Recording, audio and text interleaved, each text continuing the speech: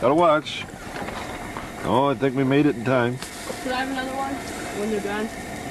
What's that? What's that on the spot? Go, Jeremy. There's a request for another one. Yeah, another pancake when they're done. Go, Jeremy. Another pancake when they're done. What's going on in a chess match over here, eh? Who's winning? Jeremy. I am.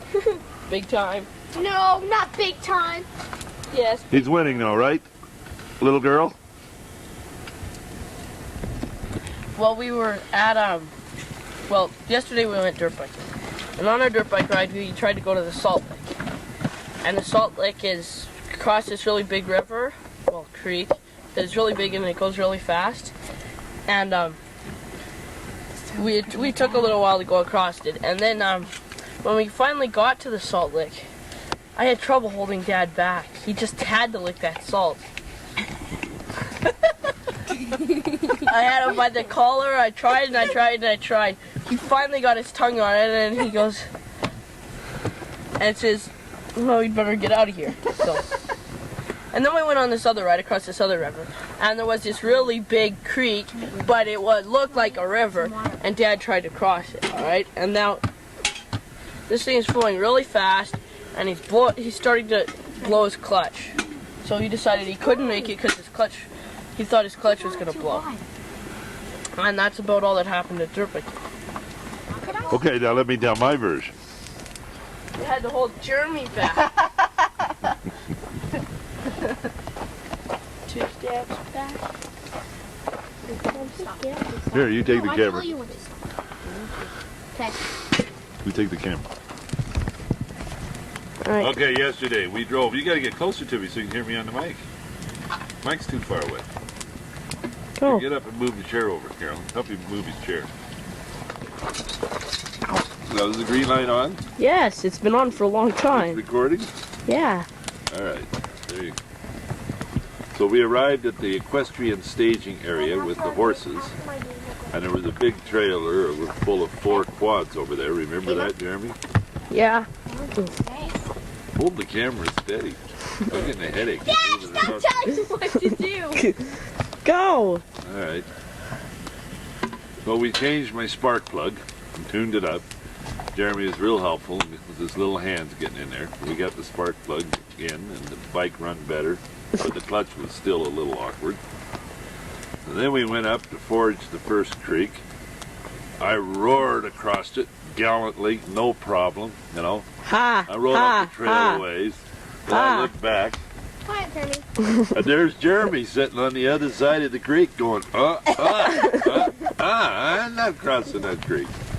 So I lean my bike up against the tree, wade out in the middle of the creek and go, come on, son, I'll help you through. Then through he comes, and his motor dies halfway, all flooded with water. So I get over there and tow him and push him and get him across the creek. Then we push it, and finally we get it running again. Of course, my bike starts right up, no problem.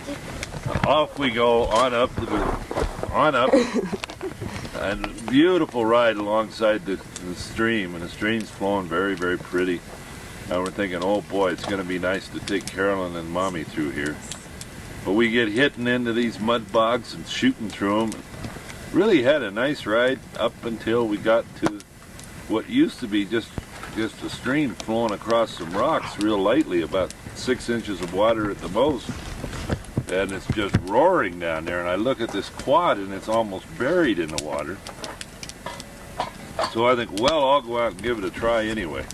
I go roaring out in the middle of it, and man, my clutch is going to give out, the whole thing's going to break. So I'm thinking, well, my son will be out here to help me out of this tough predicament. I look over, there he is, standing on the shore, Oh, good gallantly luck. watching.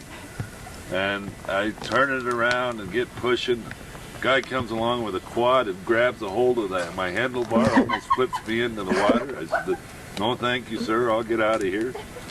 I worked my way out to the shore where my son, well, how are you? Is everything okay, Dad? You know, once I got to the shore. Oh, good luck. And then we fire him up and shoot back. And back across the stream again, and I got to push him and everything to get it going on the other side. Of course, I ride right through, no problem. Would have dragged Good Jeremy luck. through. Then we go on up, and we saw Harry and his girlfriend, and they told us where the Salt Lick was. And we've been wanting to go to the Salt Lick. Jeremy just couldn't wait to get there. So up we go, and I go shooting across the stream, no problem. I look back, and there's Jeremy no stuck, problem, on the other side. I go wade into the stream, tow him across, push him, get him started, Then back to the Salt Lick we go. And we start following. We hit the stream, we start following this deer trail. And we follow it and follow it and follow it. And then we come to this recessed area, and there it was. And then when you stop to look, there was a whole network of trails coming from all directions, almost like the spokes of a wheel, all ending at the Salt Lick. So Jeremy and I positioned ourselves strategically about 30 feet away from the Salt Lick. Gee, I wonder why no animals showed up, Jeremy. And then we laid it. Jeremy must have blew it. Yeah. And we laid there looking up at the blue sky, but it was awful. I've never seen a 12-year-old lust for salt like Jeremy did. It was just awful.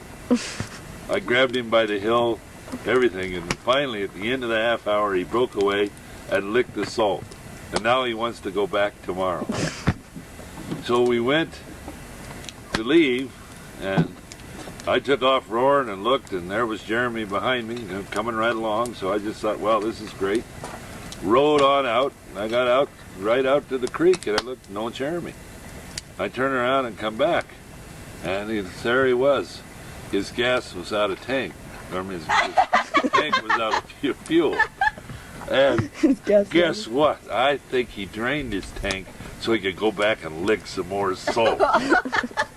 So then I tied him on and towed him out. And we get right back out to the creek, and I suggested maybe he could get his bike across the creek by himself this time. And I went roaring right through, no problem. Went back down to the staging area and picked up the gas.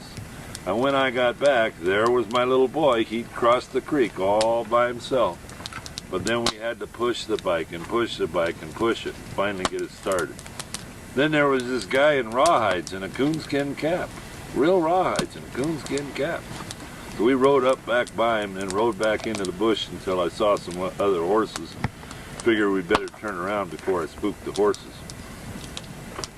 And come back home, and my clutch is pretty sad by now. I got to work on it today.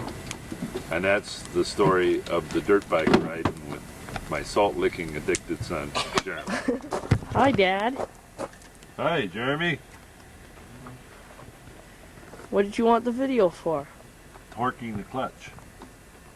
This is how you torque the clutch. Torque the clutch, torque the clutch.